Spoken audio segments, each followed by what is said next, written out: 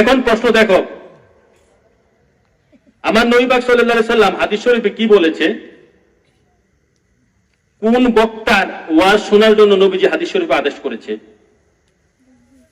মাজা 3য় খণ্ড পৃষ্ঠা 552, তারগিব ও তারহিব 4th খণ্ড পৃষ্ঠা 150 এর মধ্যে এসেছে। নবী পাক সাল্লাল্লাহু আলাইহি সাল্লাম বলতেছেন, ইজা রাআইতুম মান ইয়াজহাদু দুনিয়া ফাদনু মিনহু।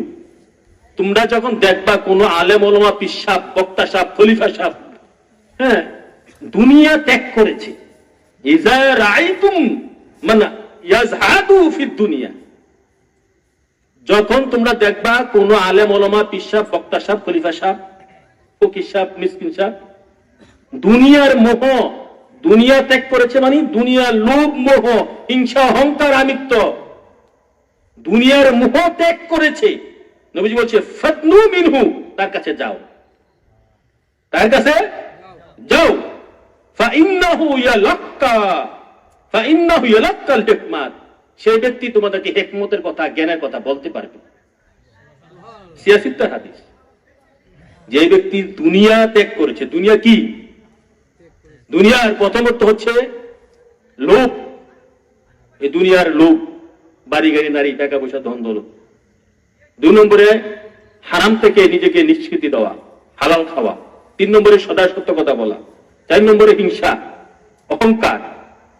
এই 5-7টা জিনিস ত্যাগ করতে পারলেই নবীজি বলতেছে তোমরা তার কাছে যাও, তার কাছে গিয়ে তার বক্তব্য শুনো, কেননা সে তোমাদেরকে জ্ঞানের কথা, হিকমতের কথা, খাঁটি জ্ঞানের কথা বলতে পারবে।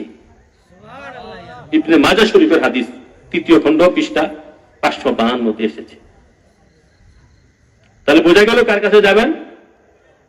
এখন কার কাছে যায়? উল্টো হয়ে গেছে, উল্টা।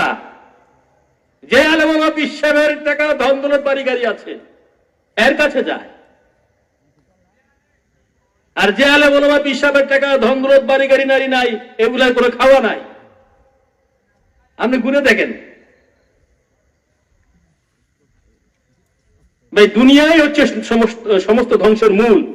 আরেকটা হাদিস আছে, আপনার একটা হাদিসটা আছে যে হুব্বু দুনিয়া রাসু কুল্লু খতিয়াতিন, হুব্বু দুনিয়া রাসু কুল্লু খতিয়াতিন। দুনিয়ার মোহ, দুনিয়ার প্রেম, দুনিয়ার প্রতি মোহ প্রেম সমস্ত ধ্বংসের মূল। দুনিয়ার প্রতি মোহ প্রেম সমস্ত ধ্বংসের মূল। এখন আমার নবী পাক সাল্লাল্লাহু আলাইহি সাল্লাম পাক জবান মুবারকে বলতেছেন, ওই ব্যক্তির কাছে যাও তোমরা যে ব্যক্তি দুনিয়ার মোহ, লোভ, হিংসা, আকাঙ্ক্ষা, মিথ্যা, সুদ, ঘুষ, মানুষের ক্ষতি, মিথ্যা মামলা, এগুলা ত্যাগ করতে পেরেছে, তার কাছে যাও। ফাদনু মিনহু, গেলে কি হবে? সে তোমাদেরকে সত্যিকারের জ্ঞানের বয়ান করতে পারবেন, কেননা তার কালবে আল্লাহ রাসূল জ্ঞান ঢেলে দিবেন। এই গেছে একটা 2টা হাদিস।